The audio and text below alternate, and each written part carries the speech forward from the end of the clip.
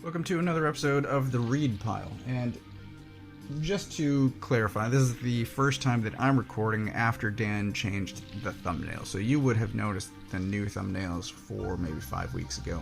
So, Hellboy, the Silver Lantern Club, this just came out for me last week. For you, it would have been probably a month and a half ago.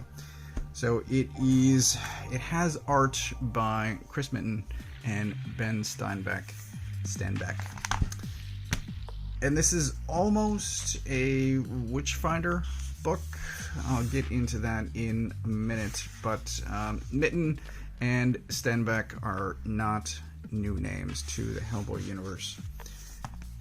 They have both worked on it in the past. And because there are two artists on here, I will show this off quickly. They sort of trade.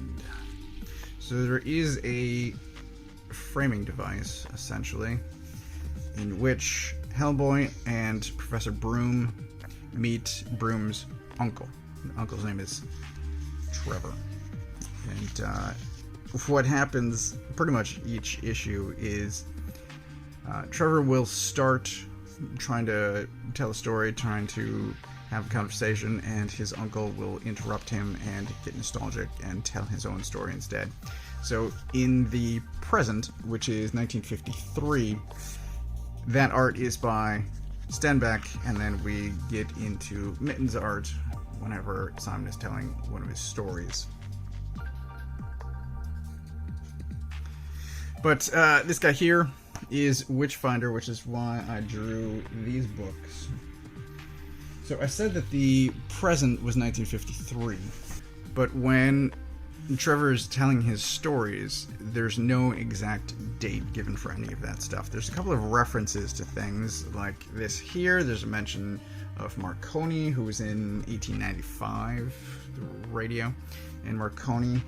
And in these, so the first Edward Gray is 1879, and volume 6 was in 1889. It's hard to say, but at least the final story in this references both 1882 and 1893.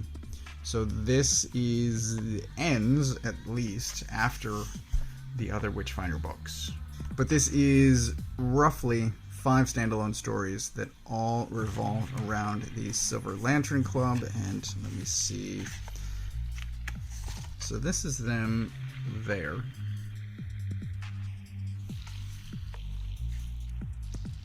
But there is basically a meeting of like-minded, sort of supernatural investigators that gather at this particular bar. They discuss, they team up, whenever they happen to be investigating at the time.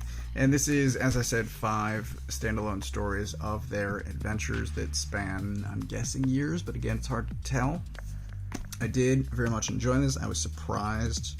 I tend to blindly buy the Hellboy stuff.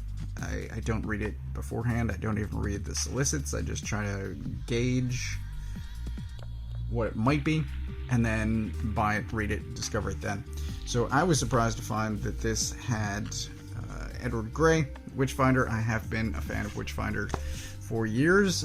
He's a very interesting character, and I hope that we get more of this.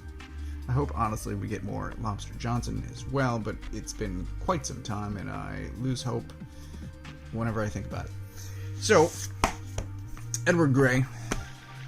I am a fan of the Silver Lantern Club. Again, I hope that we get more stories. I'm a fan of Witchfinder in general. I think, as I said, he's a very interesting character that helps flesh out the Hellboy universe, the Hellboy past, because so much of this stuff takes place in the 19th century, 50 years before Hellboy. But it's good, ultimately. This is a good book, and I do recommend it if you are at all interested in... I can't imagine people are still on the fence about Hellboy, but hey, maybe you are. If you are on the fence about Witchfinder, I think this is a great introduction. It's not a great introduction to Hellboy because he's kind of barely in it. I question why Hellboy is on the title, but I'll show you this. So there he is with Trevor. They show up at a bar. Story time starts. We jump into the past, and that tends to be how this book unfolds. We get 1 to 2 pages at the beginning and end of this group sitting around the table telling stories. And there is the Silver Lantern Club. Oh, that might be a spoiler. So, it's good. I recommend it, and I also recommend, in general, the Witchfinder stuff, which I hope to reread at some point. I brought these out because I wanted to figure out what years these took place in. I like kind of putting the Hellboy universe into a structured timeline, and I think there was a poster put out a couple of years ago that was like a free promotional thing at comic shops, and I didn't get a copy. I kind of wish I had, but I'm sure there's a wiki or something. But just for my own personal immediacy, I could just pull these things off the shelf and be like, oh, this took place in 1889. So this is largely after, even if they don't exactly tell you what year things are happening in. But it's good, and I recommend it. As I said, if you are... it's not a good introduction to Hellboy, but it is a good introduction to Edward Grey, the Witchfinder. Thanks for watching.